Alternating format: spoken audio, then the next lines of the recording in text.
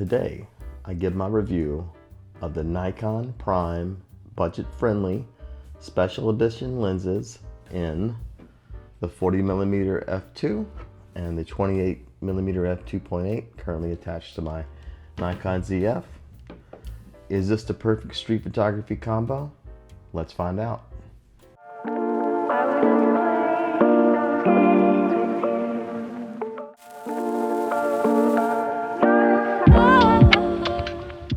These lenses originally came out with the ZF-C, but they've been receiving a lot more attention as of late because of the release of the Nikon ZF.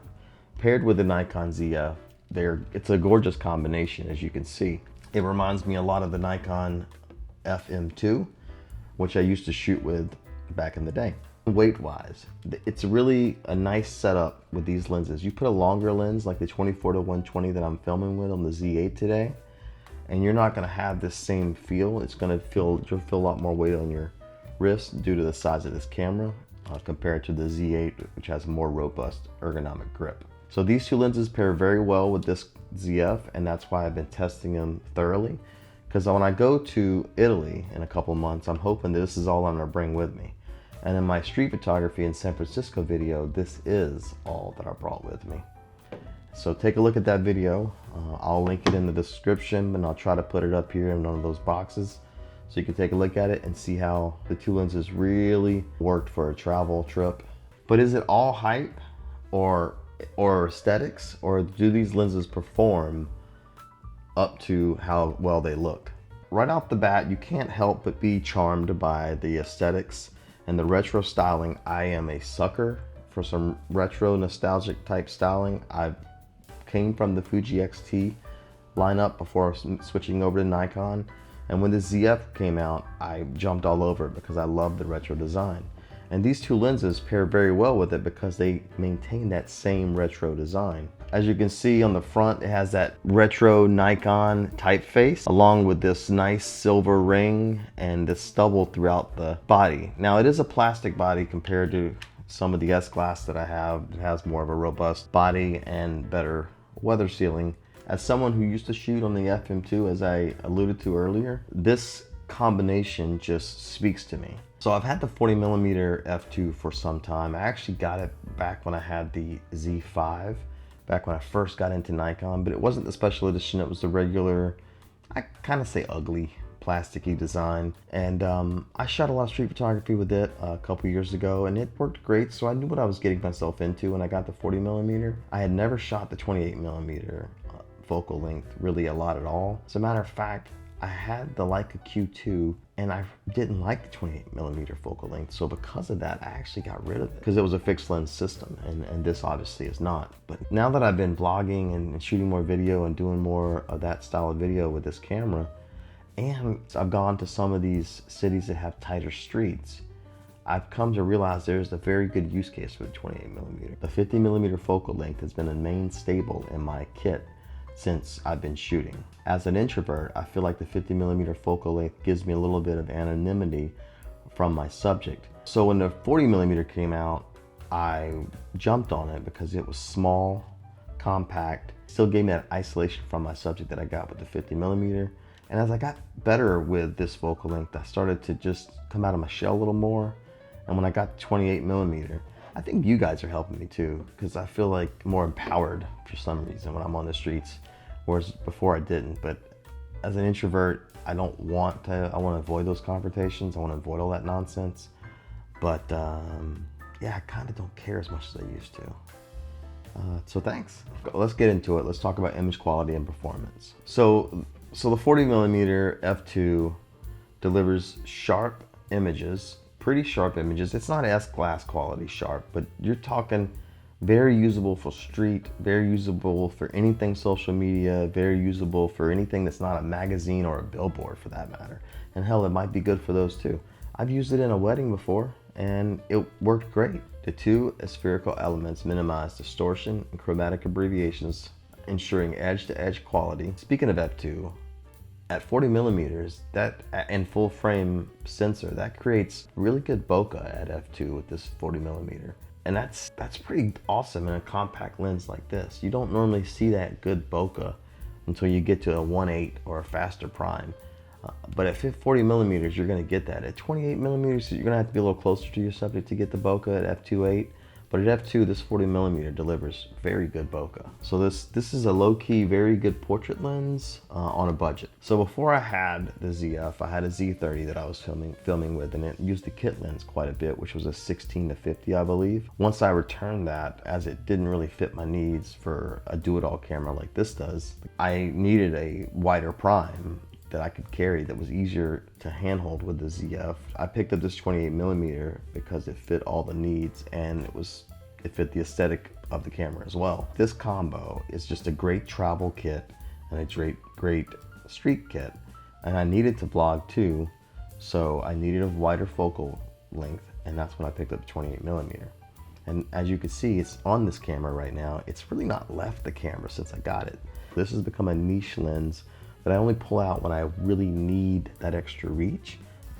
I find myself using the 28 millimeter more often these days. As I've mentioned, I filmed quite a few YouTube videos with this ZF and the 28 millimeter combo. Take a look at those videos and tell me what you think. I think it's a great combination. So speaking of the 28 millimeter f2.8 SE lens, this lens, in my opinion, delivers sharp, contrasty images across the aperture range, but it's really sharp between f4 and f11. Now, I often shoot at f2.8 with it, and when I'm in, when I'm filming, I'm mostly at f2.8, and I find that the image is very pleasing. The autofocus on the 28 millimeter and the 40 millimeter both is quick, snappy, quiet, no issues with that. It's really thanks to the dual stepping motors that they use in these, which it's tried true autofocus motor method. All right, let's go over the nerdy stuff. Let's go over the specs of the camera. I'm gonna put them on the screen for you guys, starting with the 28 millimeter f2.8. Focal length is 28 millimeters. The maximum aperture is f2.8. The minimum aperture is f16. The lens construction is 9 elements in 8 groups, including 2 aspherical lens elements. The minimum focus distance is 0.63 feet from the focal plane. It has 7 rounded diaphragm blades. The filter attachment size is 52 millimeters. As far as dimensions goes, it's approximately 2.9 inches by 1.7, and the weight is approximately 5.7 ounces. Now moving on to the 40 millimeter f2. Now these dimensions are different for the regular lens than they are for the special edition, so pay attention to the dimensions and the weight. They are different. So moving on to the 40 millimeter f2. Obviously the maximum aperture is f2, the minimum is f16. It's got 6 elements in 4 groups, including 2 aspherical lens elements. Its minimum focus distance is 0.96 from the focal plane. It's got 9 rounded diaphragm openings or blades. It's also a 52 millimeter filter attachment size, and the dimensions of it is 2.9 inches by 1.8 inches, and it's approximately 6 ounces. So who are these lenses for, really?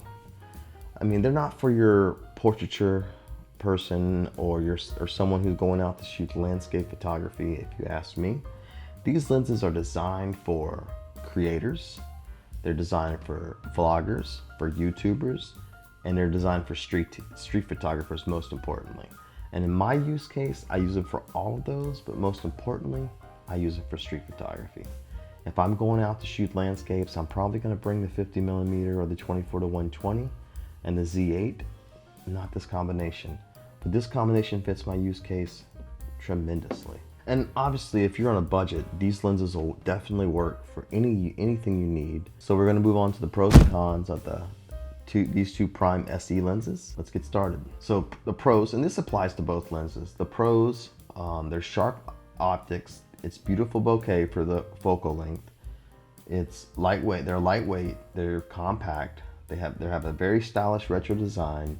They're smooth, quiet stepping motors provide great autofocus. It's got a programmable control ring, which is right here. It's often used for manual focus, and I wouldn't advise changing it from that. These lenses are great for photos and videos, as I've tested thoroughly over the last several months. And they are weather sealed, albeit it's not close to the S-Glass level of weather sealing, but they are dust and drip resistant. Let's talk about the cons though. There are a few. It's a plasticky construction, so it might feel less premium to some, although I feel like these SE lenses feel a little more premium than the standard edition, and that might be why they cost a tad bit more. They're not the most versatile focal lengths for everyone. So obviously a zoom like the 24 to 120 might be a better investment if you're looking for something that's gonna, provide more versatility. But if you're doing street photography, these two focal lengths are perfect for street photography. The con is there's a lot of fringing on these lenses. They must not be coated or whatnot. And they're obviously not the S-glass quality, so they're not gonna have those extra elements in them. I did notice that in like brighter scenes or a high contrasty area, there was a lot of purple fringing in those transitions from light to dark. It's nothing that Lightroom can't handle, but it's something that's worth noting, and I noticed it more on the 40mm than I have on anything. Just pay attention to that when you're shooting with these two lenses. Make sure that you're defringing in those brighter areas. So, is the Nikon 28mm and 40mm special edition prime lenses for you? I'll let you be the judge of that. But for me, these lenses are definitely a great addition to my lineup, and they are the only two lenses I'm going to be using for street photography on the Nikon ZF, as they just fit the camera well. The camera's easy to hold with these lenses. It's compact, it's light, it's inconspicuous. It's perfect for a street photographer. So if you're looking for a lightweight, stylish, compact, sharp lens that with pretty good versatility for vlogging, for travel, for street photography, and for video work, you can't go wrong with these two lenses. While they're not the sharpest and the fastest there are, I think they make up a little bit for that with their compact design, their gorgeous aesthetic, and it just fits the ZF so well. So will I use these for paid work? I mean, I have used the 40mm in a pinch for paid work, but probably not. They're mostly going to be on this ZF for my street photography, for my vlogs, for my travel, and for YouTube, which I don't get paid for. But these two lenses will be my travel kit, along with the ZF and this lav mic and that 3-liter Peak Design bag that I recently purchased going forward. This is going to be my new travel setup. I say that, but in 2 days from when I'm recording this, Fuji is supposed to announce the X100 Mark VI, and that's probably going to get added to my travel setup. We'll discuss that for another video. For now, these two lenses and this camera, this is my new going out of town setup in 2024. So thanks for watching. That's going to be it for this video. If you have these two lenses, drop a comment, tell me what you think about them. If you're thinking about buying them and you have a couple of questions, also drop a comment and I'll be happy to answer them. And if you enjoyed this video, don't forget to hit the thumbs up.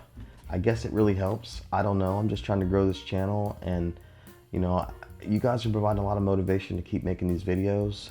The more subscribers, the more comments, the more interactions we have, the more I'm motivated to continue making these videos. And I really appreciate everything that you guys have brought to the table.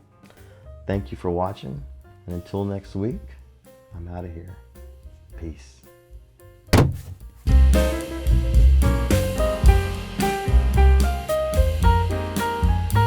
So let's get it. Let's get it. Let's get it. Pew, pew, pew. Okay, let's go. That was nonsense.